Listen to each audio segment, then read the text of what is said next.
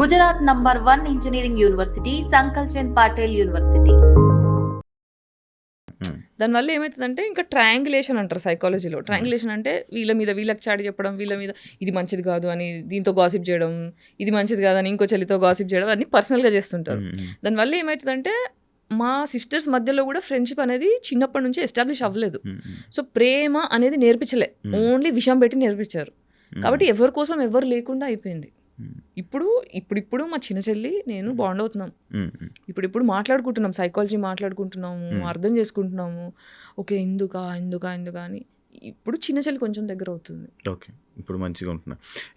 Actually నేను ఎవరినైనా యాక్ట్రెస్ని కానీ ఎవరినైనా ఇంటర్వ్యూ చేసేటప్పుడు నార్మల్గా కమిట్మెంట్ అలాంటి ఇష్యూ మీకు వచ్చిందా అని అడుగుతాను. ప్రతిసారి ఎవరు వచ్చినా నేను అడిగే ఒక క్వశ్చన్ అయితే ఇది పక్కా ఉంటుంది. కానీ నేను మిమ్మల్ని అడుగుతున్నా, మీరు ఎప్పుడైనా కమిట్మెంట్గా వెళ్ళారా సినిమా ఆఫర్ కోసం? సినిమా ఆఫర్ కోసం వెళ్ళలేదు. బట్ ఒక రీసెంట్లీ ఒక అసలు కమిట్మెంట్ ఇచ్చే అమ్మాయిలతోని ఎలా ఎంపథైజ్ అవ్వాలి అని ఆలోచించి ఒక్క డైరెక్టర్తో నేను మాట్లాడడం స్టార్ట్ చేసా. ఎంత అబ్యూజివ్గా అనిపించింది అంటే వామిటింగ్ వచ్చింది నాకు. తర్వాత ఇంకా నమస్కారం వద్దు, నాట్ ఇంట్రెస్ట్. నాకు ప్రొడ్యూస్ చేయడానికి రెడీ ఉండే నా స్టోరీకి, నువ్వు షూట్ స్టార్ట్ చేయి నేను డబ్బులు ఇస్తా అని చెప్పి మేనేజర్ని సెట్ చేస్తాడు, అంత టీమ్ని సెట్ చేస్తాడు. తర్వాత నా వల్ల అవ్వట్లేదు, నాతో కాదు అని నా పావర్టీ బతుకు నేను బతికిస్తా, పర్లేదు అలవాటు అయిపోయింది నాకు అని చెప్పి లైట్ తీసుకున్నాను. మీరు సినిమా ఇండస్ట్రీలో చేయలేదు, నేను ఎప్పుడు చేయలేదు. మీకు ఎప్పుడు ఇబ్బంది కూడా రాలేదు ఆ టైంలో? అంటే సినిమాలు చేసాం అంటే చేసిన వాళ్ళు ఇబ్బంది పెట్టలేదు కాబట్టి చేసినవి చేసా. కానీ ఒక్క సినిమా సగం నుంచి ఇబ్బంది పెట్టడం స్టార్ట్ చేశారు. అది నేను ఇంకా హరాస్మెంట్, ఇంకా అతి జాగ్రత్తగా నా ఫ్రెండ్ ఎప్పుడు వెళ్ళినా సింగిల్గా వెళ్ళకుండా అలా రేప్ అటాక్ చేశారు లిటరల్గా. అప్పుడు ఫస్ట్ ఐ డ్రీమ్ ఇంటర్వ్యూలో చెప్పిన ముచ్చటనే అది.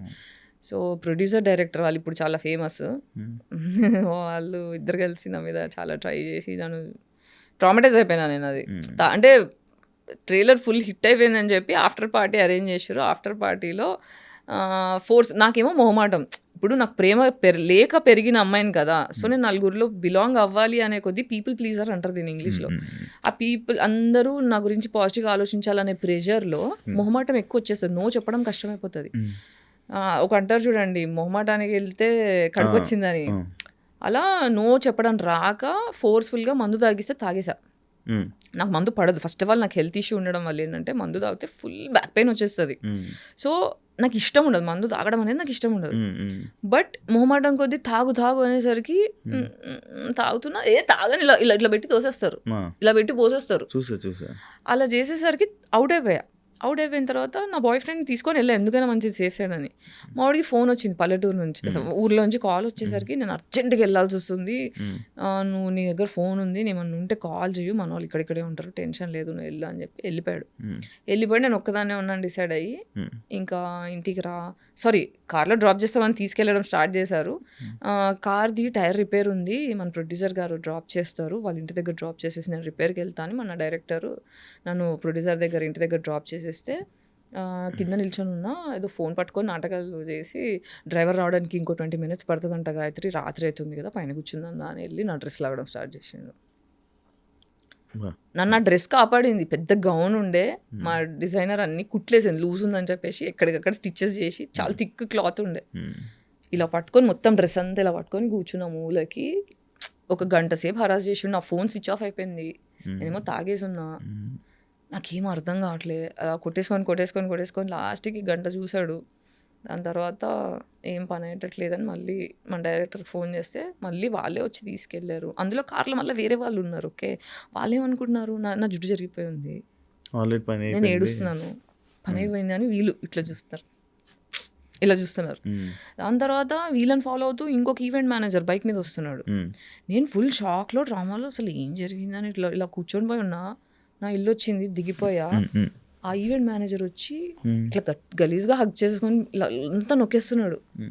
ఇలా కళ్ళు తిరుగుతున్నాయి నాకు, ఫోర్స్ పని చేయట్లేదు. ఫస్ట్ ఆఫ్ ఆల్ షాక్లో ఉన్నా, డిసోసియేషన్లో ఉన్నా, ఫ్రీజ్ మోడ్లో ఉన్నా, తాగేసి ఉన్నా. ఇలా చేసేసరికి నేను ఒక 10 రోజులు నార్మల్ మంచి తినలేదు, నిద్రపోలేదు, జస్ట్ అలా కళ్ళలోంచి నీళ్ళు పోతున్నాయి. సో ఇలా జరిగిన తర్వాత ఇంకా ఆ సినిమా అయిపోయేదాకా నా బాయ్ ఫ్రెండ్ని పక్కన పెట్టుకొని నేను రాను, నేను ఒక్కసారి వెళ్ళాను. అది కూడా ఎందుకు వెళ్ళా అంటే ఇప్పుడు ఇది జరిగింది, ప్రూఫ్ లేవు, నేను ప్రూఫ్ చేసుకోలేను. అప్పటికి నేను ఆ సినిమా మీకు తెలిసిపోతుంది, నేను సడన్గా మాయమైపోతాను ఎండింగ్లో. క్లాస్లో నేను కనిపించాను, ఎందుకు ఈ క్యారెక్టర్ మాయమైపోయింది అని క్వశ్చన్ వస్తుంది ఆడియన్స్కి. నేనేంటంటే ఇప్పుడు అందరికీ ఏం చెప్పాడు, గాయత్రి సీరియస్గా లేదు, నాకు ఫోన్లు ఎత్తట్లేదు, టైం ఇవ్వట్లేదు, అసలు అమ్మాయికి సిన్సియారిటీ లేదు, అలా ఇలా అని నా గురించి నెగిటివ్గా మాట్లాడడం స్టార్ట్ చేశాడు. ఆ మాట నిజం అవ్వద్దు, నా సినిమాలు వేరే సినిమాలు పాడగావద్దు, ఈమెకి వర్క్ ఎథిక్స్ లేవు, ఈమె హార్డ్ వర్క్ చేయదు అన్న పేరు ఖరాబ్ కావద్దని ఒప్పుకున్నా. కాబట్టి ఫినిష్ చేస్తా అన్నట్టు జాగ్రత్తగా ఫినిష్ చేసుకున్నా. గాయత్రి గుప్తా అంటే క్యూట్నెస్, అదైతే క్యూటే. నేను